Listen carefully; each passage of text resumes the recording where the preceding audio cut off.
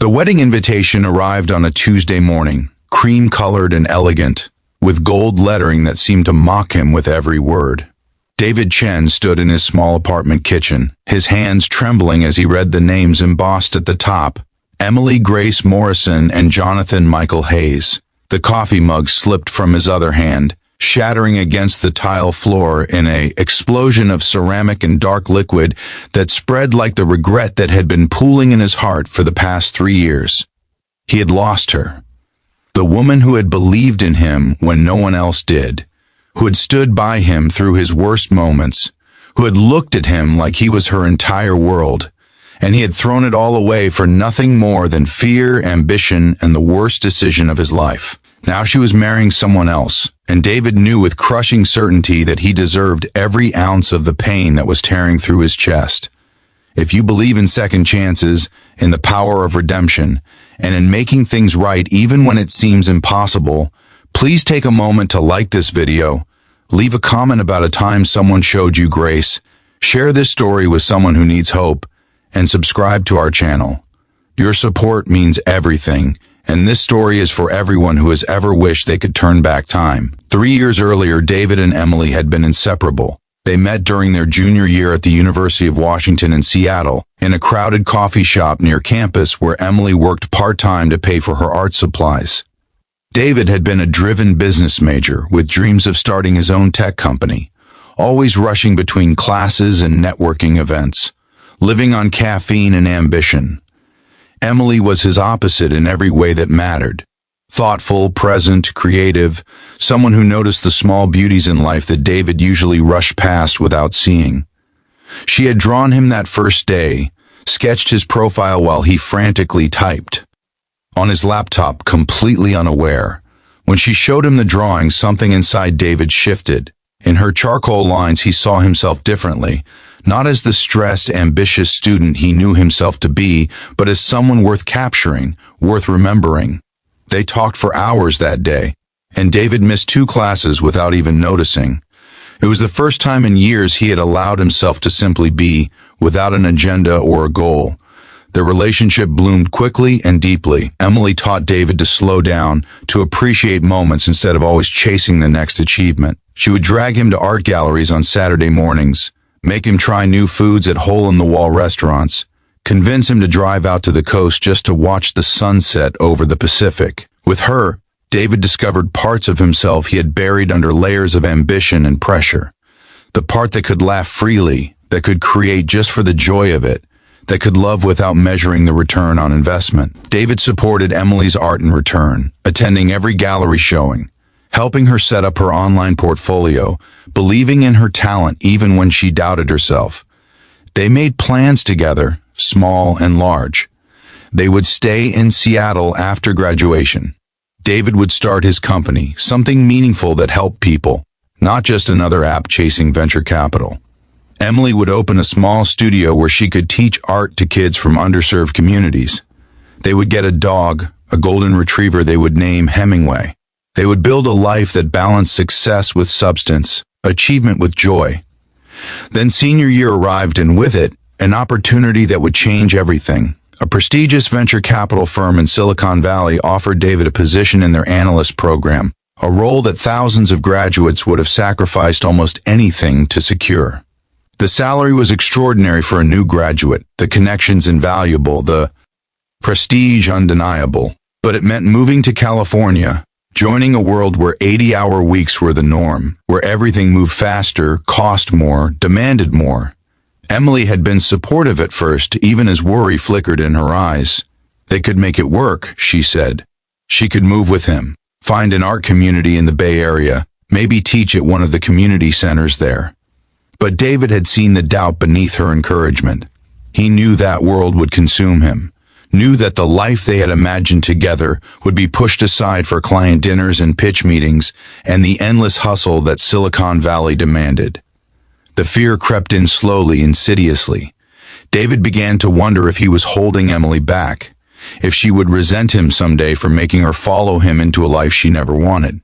He worried that his all-consuming job would leave nothing for their relationship, that he would fail her gradually, disappointing her day by day until there was nothing left between them but resentment and regret. He told himself he was being practical, protecting both of them from future pain. So David made his choice, and he made it in the cruelest way possible. 2 weeks before graduation, he told Emily they needed to talk.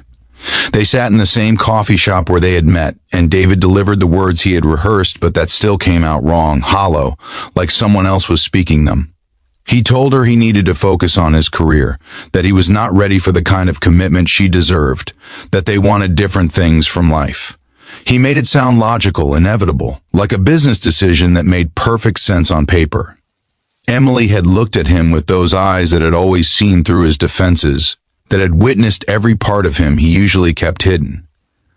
She asked him if he was sure, if this was really what he wanted, giving him every chance to take it back. And David, trapped in his fear and his terrible logic, had said yes. He watched her face crumble, watched tears spill down her cheeks, and he forced himself to stay cold, to not reach for her, to let her believe he meant every word. She left that coffee shop, and David sat alone at their table for 2 hours, already knowing he had made the worst mistake of his life. But his pride and his fear kept him from running after her, from admitting he had been terribly, catastrophically wrong. The Silicon Valley job had been everything David expected: demanding, prestigious, exhausting, and ultimately hollow. He excelled professionally, impressing partners and clients, making the connections that would open doors for his own ventures someday. But every success felt empty without Emily to share it with. He would sit in his expensive San Francisco apartment after midnight, looking at old photos on his phone, torturing himself with memories of her laugh, her touch, the way she had looked at him like he was the best version of himself.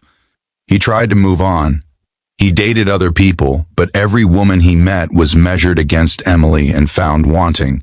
He threw himself deeper into work, but no deal closed, no investment successfully exited, could fill the Emily-shaped void in his life. His friends told him time would heal him, that he would get over it. But 3 years later, holding her wedding invitation in his trembling hands, David knew with absolute certainty that he would never get over Emily Morrison, and that he had destroyed the best thing in his life because he had been too afraid to fight for it. Something inside David broke and reformed in that moment, standing in his kitchen surrounded by shattered ceramic and spilled coffee. For 3 years he had told himself it was too late, that too much time had passed, that Emily had moved on and he needed to respect that.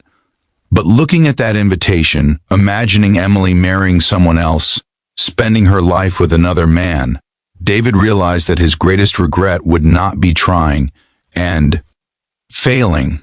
It would be never trying at all. The wedding was in 3 weeks, back in Seattle at a historic mansion overlooking Puget Sound. David had 3 weeks to figure out what to do, but he knew immediately that showing up at the wedding itself would be selfish and cruel, the kind of dramatic gesture that movies romanticize but that real life rightly condemned. If he was going to do this, he needed to do it the right way, honestly, humbly, giving Emily the full truth and then respecting whatever she decided. He started by writing her a letter, but the words felt inadequate, too small to contain everything he needed to say. He wrote 17 drafts over 5 days, each one ending up in the recycling bin. Finally, he realized that no letter would ever be enough. He needed to see her, to look into her eyes and tell her the truth face to face, to give her the honesty he should have given her 3 years ago. David took a week off work, something he had never done in his 3 years at the firm, and he flew back to Seattle. He found out through mutual friends that Emily was still teaching art at a community center in the Ballard neighborhood, the same dream she had shared with him all those years ago. He went there on a Thursday afternoon, his heart pounding so hard he thought it might break through his chest. He waited outside until her class ended, watching through the window as she helped a young boy mix colors on a palette, her face radiant with patience and joy. She was even more beautiful than he remembered, more herself, as if the past 3 years had refined her into a purer version of the woman he had loved. When Emily walked out and saw him standing there, she stopped, her expression cycling through shock, confusion, and something else he could not quite read.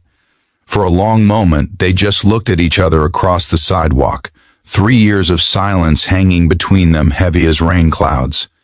David walked toward her, and the words he had rehearsed disappeared. What came out instead was simply the truth, raw and unpolished. He told her he had made the worst mistake of his life when he let her go. He told her he had spent 3 years trying to convince himself he had made the right choice, and 3 years being wrong. He told her about the emptiness of his success, the way every achievement felt hollow without her, the way he had measured every woman he met against her and found them all wanting. He told her he knew she was getting married, that he had no right to ask her for anything, but that he needed her to know the truth before she walked down that aisle. He told her he loved her, had never stopped loving her, would probably love her until the day he died. And then he told her the hardest truth of all, that he was not there to ask her to choose him, not there to disrupt her life or make demands. He was there simply to make it right, to give her the honesty he should have given her 3 years ago, to apologize for his cowardice and tell her that letting her go had been the worst decision he had ever made. What she did with that information was entirely up to her, and he would respect whatever she chose. If this story is touching your heart, if you believe in the courage it takes to admit your mistakes and try to make them right, please take a moment to hit that like button. Leave a comment below telling us about a time you or someone you love found the strength to admit they were wrong, and share this video with anyone who needs to hear this message. And before we reach the ending, drop a comment right now with just one word, the word you think Emily should say to David. Emily stood there listening, tears streaming down her face, and when David finished speaking, she was quiet for a long time. Then she told him her own truth.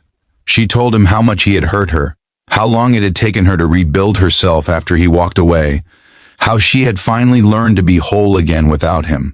She told him about Jonathan, about how he had been patient and kind, how he had helped her trust again, how he had proposed with no games and no fear, offering her the stability and commitment David had run from. But she also told him something else. She told him that she had never loved Jonathan the way she loved David, that there was a part of her heart that had belonged to David for 3 years and probably always would, that even as she planned her wedding, she sometimes woke up in the middle of the night thinking about what they could have been.